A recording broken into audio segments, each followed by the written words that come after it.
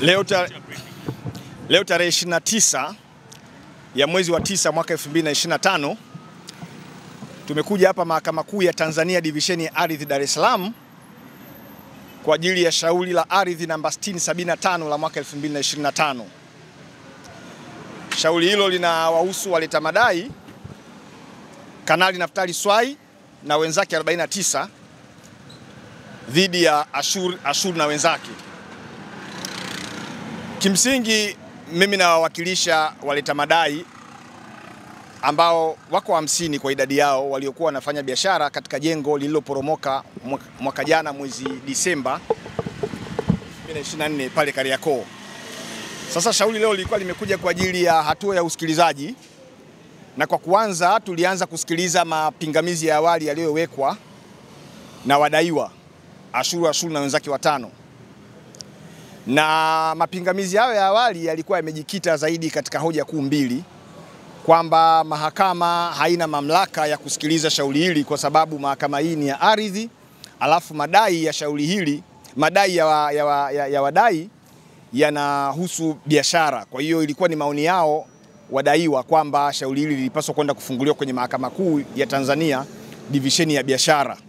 Na pingamizi lao lingine lilikuwa linasema kwamba hati ya madai imekosewa kwa sababu waleta madai hawajasaini ile hati ya madai, kwa hiyo ilikuwa ni makosa kisheria. Sasa sisi kwa upande wetu tumeweza kuieleza Mahakama Kuu ya Tanzania kwamba kuna msimamo wa kisheria ambao umetolewa na Mahakama Kuu, kuna msimamo wa kisheria ambao umetolewa na Mahakama ya Rufani ya Tanzania kwamba Mahakama Kuu ya Tanzania ni moja ambayo imeundwa chini ya ibara ya 108 ya Katiba ya Jamhuri ya Muungano wa Tanzania, na hivyo mtu hawezi kufukuzwa kwenye Mahakama Kuu kwa sababu tu amekwenda kwenye divisheni tofauti na madai ambayo yanaonekana mbele ya mahakama. Lakini madai yetu sisi yana asili ya ardhi.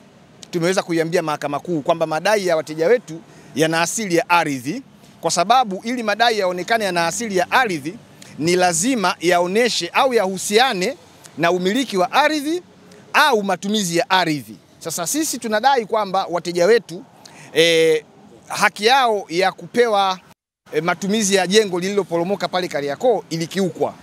Matumizi haki yao ya kupossess lile jengo la Kariakoo imekiukwa. Kwa madai hayo yanaipa mamlaka Mahakama Kuu ya Tanzania Divisheni ya Ardhi kuweza kuyapokea, kuyasikiliza na kuyatolea uamuzi. Lakini wenzetu walikuwa wanasema hapana, kwa sababu Mahakama Kuu ya Tanzania imegawanyika katika divisheni mbalimbali, ilikuwa ni sahihi shauri hili likapelekwa au kwenda kufunguliwa kwenye mahakama inayohusiana na masuala ya biashara. Sasa kwa sababu Mahakama Kuu ya Tanzania na mahakama za chini yake zinabanwa na maamuzi ya Mahakama ya Rufani ambayo imeshatoa mwongozo kwamba Mahakama Kuu ya Tanzania ni moja bila kujali mkoa iliyopo, bila kujali ni divisheni gani. Mtu hawezi kufukuzwa, ana uhuru wa kwenda kwenye mahakama yoyote, na kinachopaswa ni aidha kushauriwa kwamba akafungue kesi yake kwenye division inayohusika, lakini kama hatataka kwenda huko kwa kuwa kesi inakuwa imeshafunguliwa kwenye division husika, basi asikilizwe na maamuzi yatolewe ili haki iweze kupatikana.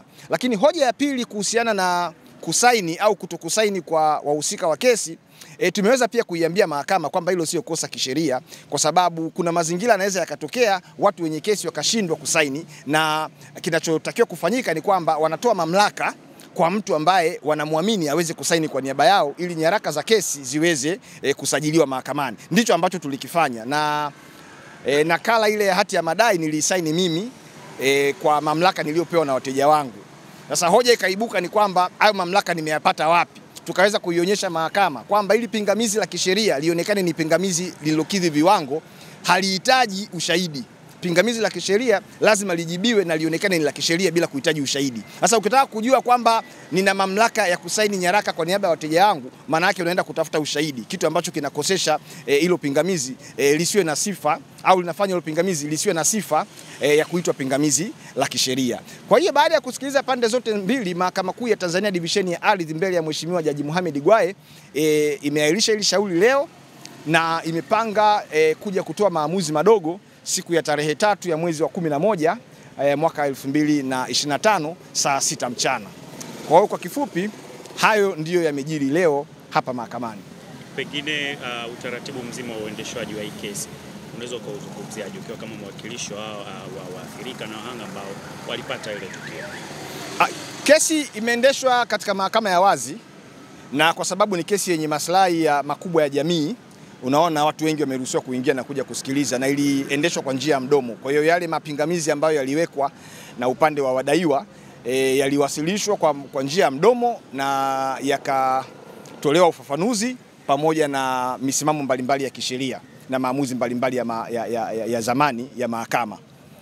Lakini kimsingi tumeridhika kabisa na namna ambavyo Jaji Gwaye ameendesha kesi hii. Ameendesha vizuri kwa weledi, amesimama katika nafasi yake kama muhimili wa mahakama ambao unapaswa kuwa referee na kuwa mfariji wa wale wanaokwenda mahakamani kutafuta haki. Amethibitisha kwamba mahakama sio sehemu ya kwenda kufokea watu wanaokwenda mahakamani.